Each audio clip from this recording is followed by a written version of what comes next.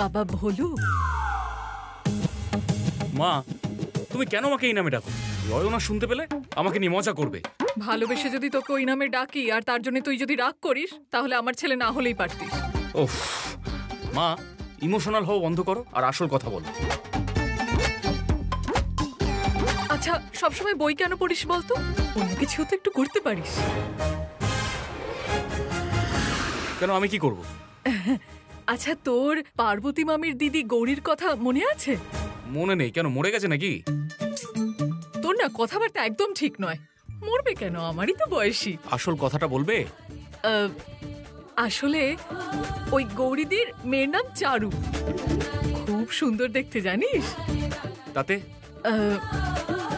বলছিলাম যে জানা, ওর সাথে একটু সিনেমা দেখ বা কোথাও খেতে যা, একটু দেখা করে আয় মেরে শোনা। কেন দেখা করতে হবে? তুই যে ওর সাথে দেখা করবি সেটা না আমি বলে দিয়েছি। আরে কেন বললে? আমি ভাবলাম যে তুই যদি যাস তাহলে একটু আলাপ হবে, মানে একটু পরিচয় হবে আর কি, আর কিছু না। দেখো মা, তোমার যদি সময় না কাটে তাহলে তোমার বোন, তার মা, তারও মায়ের সাথে গিয়ে দেখা করো, কিন্তু আমাকে পড়তে দাও। এখন পড়াশোনা না করলে ফিউচারটা তো আমার নষ্ট হবে নাকি? শোন না আমার বহুলু শোনা। আবার আমি যাব না, তুমি ওনাদের বলো আমি পড়াশোনা করছি, আমি কোথাও যেতে পারবো না।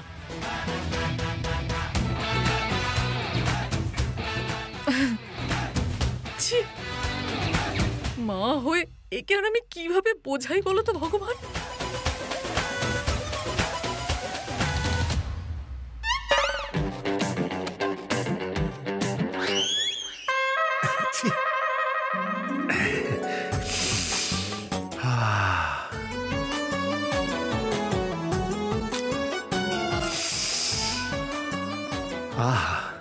এই ছোট্ট একটা সিগারেট মানুষের জীবনে কত বড় আনন্দ এনে দেয় বলে বোঝানো যাবে না।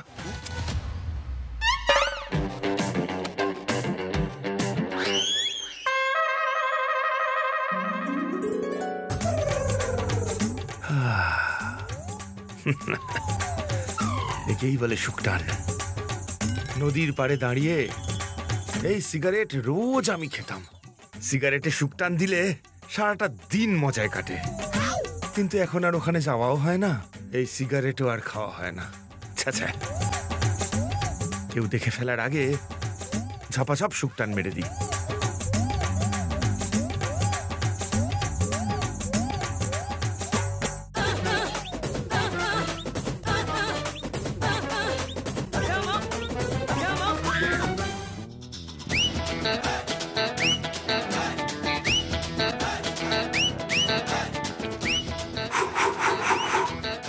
বাবা,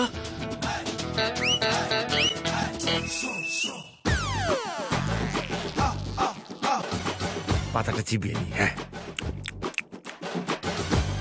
সিগারেট খাওয়ার পর এই পাতাটা খেয়ে নিলে সিগারেটের গন্ধ কেউ পাবে না।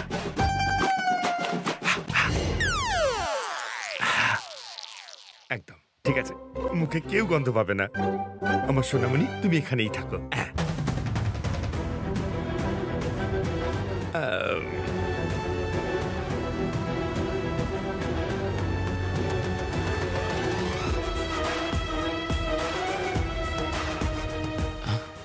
সিগারেট? বাবা এগুলো কি করছে? মামা যদি একবার দেখতে পায় না, বাবার কপালে বিরাট দুঃখ আছে।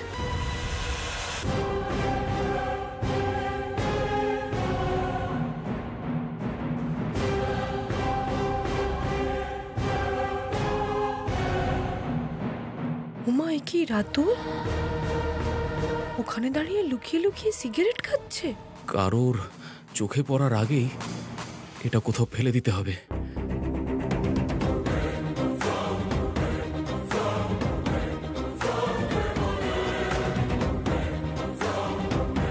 আই রাতুল! হ্যাঁ, আসছি।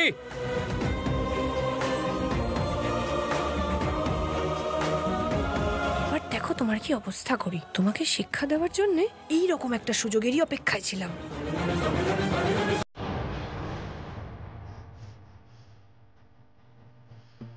এদিকে এসো একবার।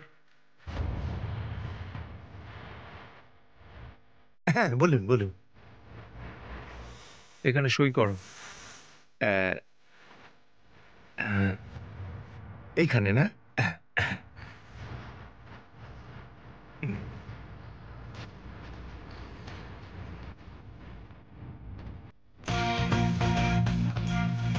রাতুল, যাই মামা। এই কাগজগুলো গিয়ে রূপন বাবুকে দিয়ে দাও তো। ঠিক আছে মামা। রাতুল,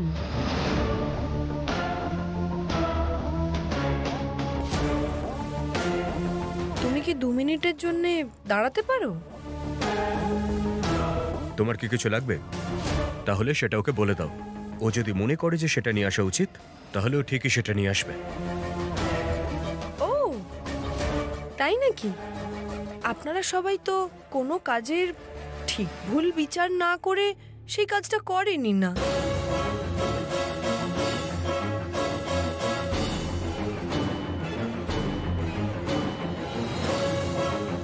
আই মেয়ে, তুই কি চাইছিস সেটা বল। আমার উত্তর চাই।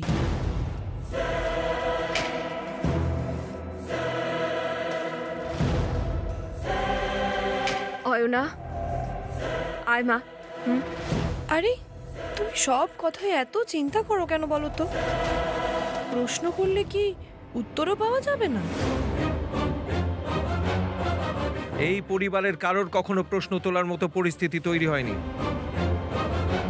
আমি তো সবাইকে প্রশ্ন করিনি, আমি শুধু একজনকেই প্রশ্ন করেছি।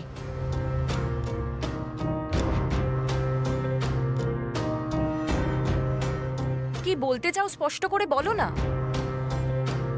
সব নিয়ম কি শুধু ঘরের জন্যই প্রযোজ্য, নিজের শরীরের জন্য নয়?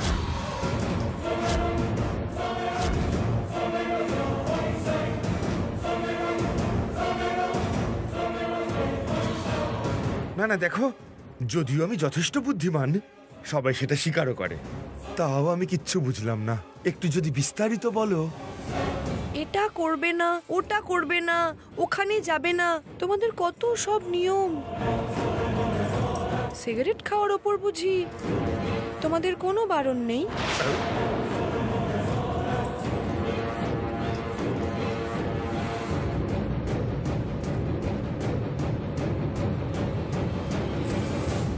সিগারেট? সিগারেট কে খেয়েছে অয়না? ও, তোমরা বুঝি কেউ গন্ধ পাচ্ছ না? বড় মায়ের বানানো ওই সুন্দর সুন্দর তরকারিগুলোর গন্ধ পাচ্ছ বুঝি তুমি?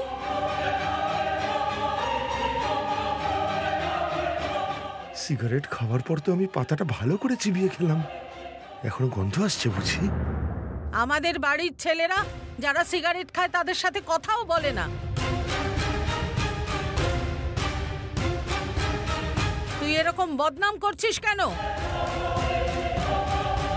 আমি মিথ্যে কথা বলা পছন্দ করি না, আর যারা এই সমস্ত কাজ করে সেই সব মানুষদেরকেও আমি একেবারেই পছন্দ করি না। তোমার এই বাড়িতে কাকে পছন্দ শুনি? বিষয় সেটা নয় পদ্মা। এখানে প্রশ্ন হলো সিগারেটটা কে খেয়েছে। ওর মাথায় হাত রেখে বলছি, আমি সত্যি সিগারেট খাইনি। তোমার এত কথা বলার কি আছে?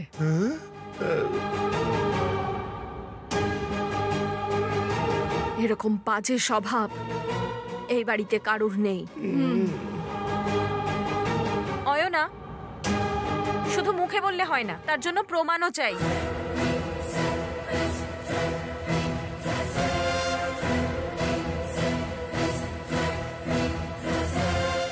আমার ফটো আবার তোলেনি তো? তাহলে ওটাই আমার জীবনের শেষ ফটো হবে। প্রমাণ না থাকলে সেখানে কারোরই কিছু করার নেই। তুমি একজন মেয়ে, কারোর জীবন নিয়ে খেলা করা উচিত নয় তোমার। এক্সকিউজ মি,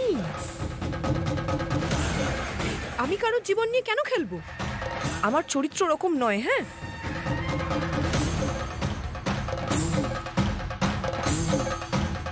তোমার কাছে প্রমাণ আছে অয়না? অবশ্যই আছে।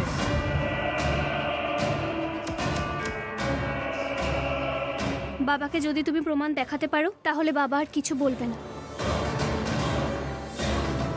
কিন্তু যদি না দেখাতে পারো তাহলে কিন্তু বিপদে পড়বে।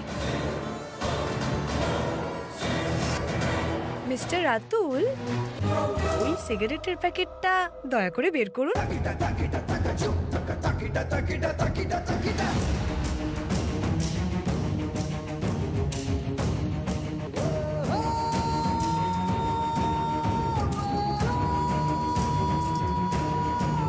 আমার ছেলের ওপর তোমার এত কিসের রাগ শুনি? হ্যাঁ, ওর ব্যাপারে আজে বাজে কথা বলছো কেন?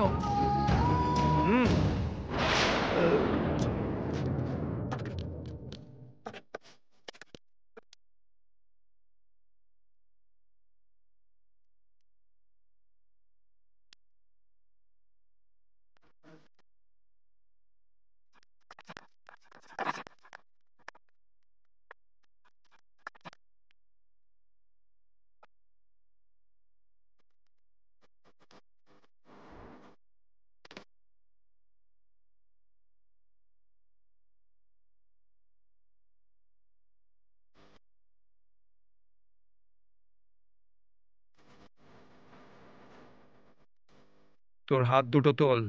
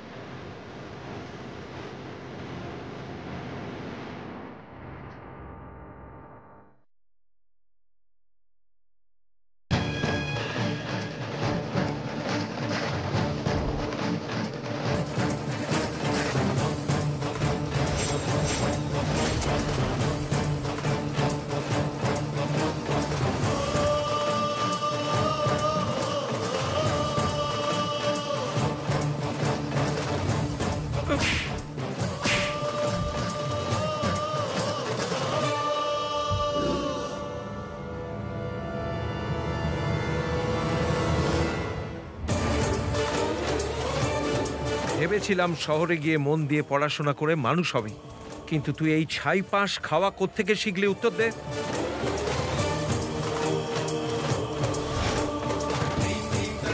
চাকরি পেয়ে আমাদের সবার জন্য মিষ্টির প্যাকেট আনবি, এটা আমি মানতে পারি, কিন্তু সিগারেটের প্যাকেট আনাটা আমি কিছুতেই মানব না।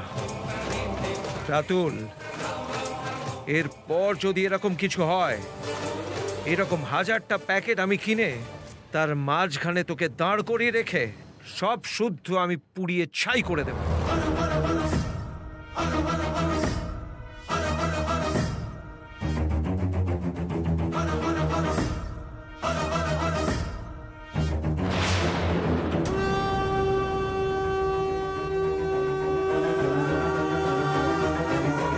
এটার জন্য ও কি কোনো শাস্তিই পাবে না?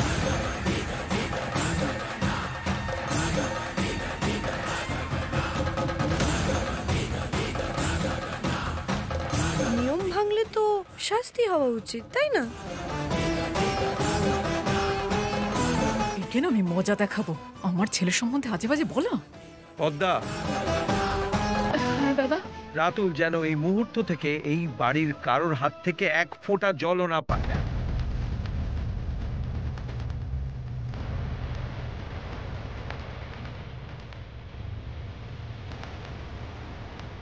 উদয়,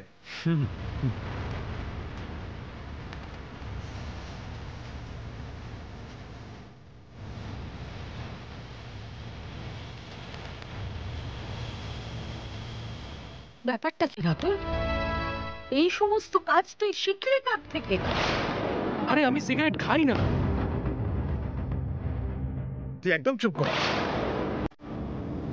সিগারেটের প্যাকেটটাও পাওয়া গেছে, এরপর কথা বলে আর কোনো লাভ নেই। আরে তোর মনে হয় কেউ শুনবে তোর কথা? বাবা, ছি ছি। ঠিক আছে, ভেতরে যাও, আমি কথা বলছি রাতুলের সাথে। চলো।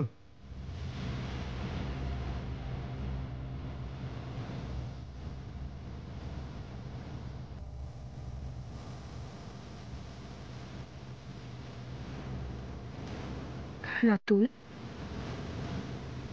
রাতুল, কেন করলি তুই এরকম? আমি সত্যি এরকম করিনি। জানো মামি, সিগারেটের প্যাকেটটা দেখতে পেয়ে ওটা ফেলে দেওয়ার জন্য আমি পকেটে রেখেছিলাম। ভালো করতে চাইলাম, উল্টে আমারই দোষ হয়ে গেল।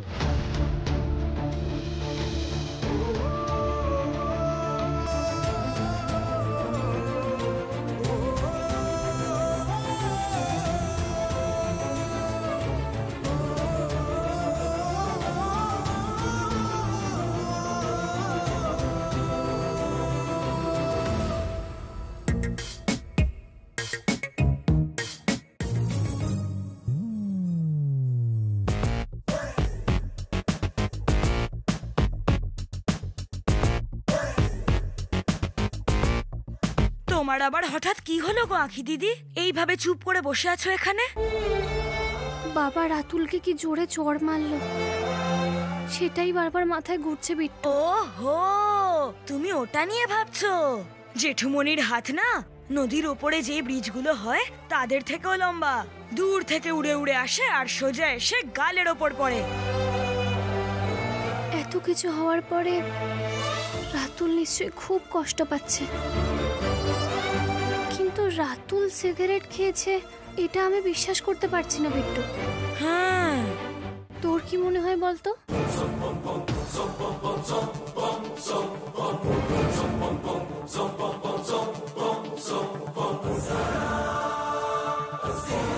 আইডিয়া!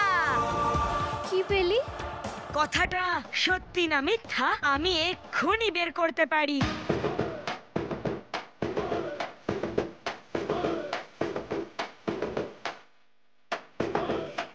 এটা কি টাকা? না, কয়েন। যদি হেডস পড়ে তাহলে রাতুল দাদা সিগারেট খেয়েছে, আর যদি টেলস পড়ে তাহলে আমাদের রাতুল দাদা সিগারেট খায়নি। ওকে না?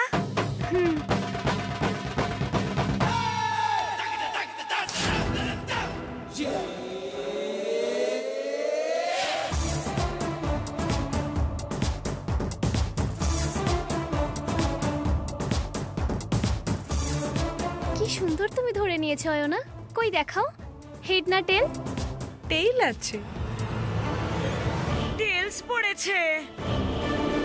তোমাদের রাতুল দাদাকে এমন ফাঁসিয়েছি না, কিচ্ছু করতে পারেনি। Mind game.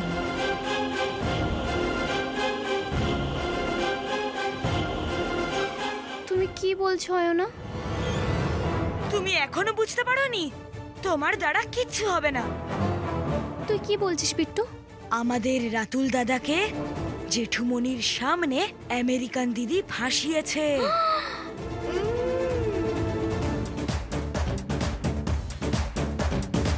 তোমাদের মিস্টার ভোলু আজকে সবার সামনে চটটা কেমন খেলো?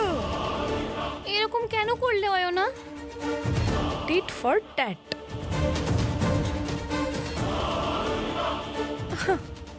আমাকে ডাবের জল বলে ওই সমস্ত ভুলভাল জিনিস খাইয়ে দিয়েছিল। সুইমিং পুল ছাড়া আমি কোনোদিন অন্য কোথাও পা দিইনি, আর ও আমাকে নদীতে চান করিয়েছে। আমার সঙ্গেও এত কিছু করবে আর আমি চুপ করে থাকবো ভেবেছে? আমিও সময় মতো ওকে ঠিক শিক্ষা দিয়ে দিয়েছি। আরে বাবা, এটা তো ভুল, তাই না? রাতুল এত কষ্ট পেয়েছে যে ও মনের দুঃখে ঘর থেকে কোথায় যেন বেরিয়ে গেছে। আর যদি নদীতে ঝাঁপ দেয়?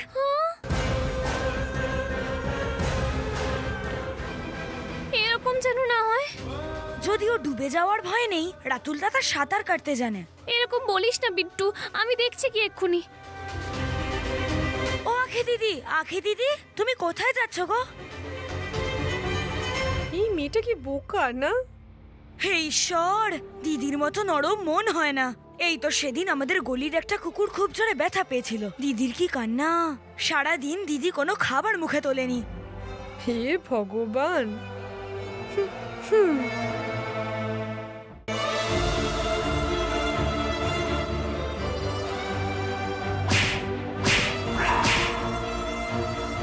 ভেবেছিলাম শহরে গিয়ে মন দিয়ে পড়াশোনা করে মানুষ হবে, কিন্তু তুই এই ছাই পাশ খাওয়া কোত্থেকে শিখলি? উত্তর দে।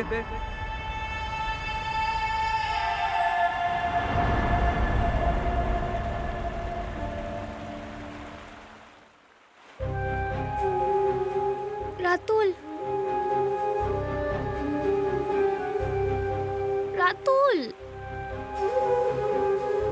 আরে রাতুল, বাবা তোমায় মেরেছে বলে তুমি ভীষণ কষ্ট পেয়েছো তাই না? কষ্ট পেও না রাতুল, তোমায় খোঁজার জন্যই আমি এখানে এসেছি। এরকম মাঝে মাঝে হয় রাতুল, তুমি এসব ভুলে যাও না। মামার কাছে মার খাওয়ার জন্য আমার কোনো দুঃখ নেই, কিন্তু এই বিষয়টা নিয়ে সবাই আমার দিকে এমন মুখ করে তাকিয়েছিল যেন কেউ আমাকে বিশ্বাসই করছে না। তাকিয়েছিল মানে? তুমি এসব বুঝবে না, তুমি যাও। বুঝিয়ে বলো তুমি তাহলে। ছোটবেলা থেকে এই বাড়িতে আমি মানুষ হয়েছে, কিন্তু কেউ একবারের জন্য ভাবলো না যে আমি সত্যি কথা বলছি।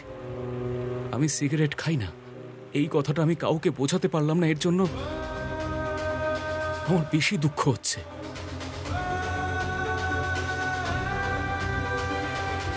তুমি খুব ভালো ছেলে রাতুল, আমি জানি সেটা। নিজের লোকেরা যখন এরকম করে তখন যে কি হয় তুমি বুঝতে পারবে নাকি, তাই বাদ দাও। আমি এত কিছু জানি না, আমি শুধু এইটুকু জানি যে অয়না তোমাকে চেনে বুঝে বাবার সামনে ফাঁসিয়েছে।